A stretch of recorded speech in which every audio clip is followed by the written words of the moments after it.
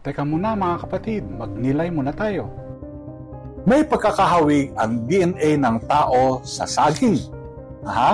Sa Ebanghelyo ngayon, nagpakita si Jesus sa kanyang mga alagad. Ngunit natakot sila. Iniisip na isa siyang multo. Upang patunayan na siya ay totoo, ipinakita niya ang kanyang mga sugat at kumain sa harapan nila.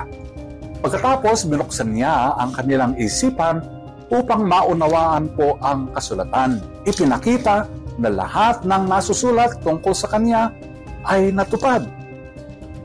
Alam mo ba na ang tao at ang saging ay may halos 60% na magkaparehong DNA?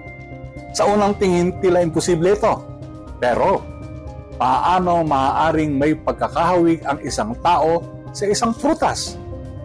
Ngunit, pinatutunayan ng agham na sa pinakamalalim na antas, ang lahat ng may buhay ay konektado sa isa't isa. Galing, no? Ganito rin ang naramdaman ng mga alagad na makita nilang buhay si Jesus. Kahit nasa harapan na nila siya, nahirapan silang maniwala. Noon lamang niya ipinaliwanag ang lahat kung paanong natupad ang mga propesiya sa kanya. Naunawaan nila ang katotohanan. Alam niyo, madalas nahihirapan din tayong maunawaan ang mga plano ng Diyos, hindi ba?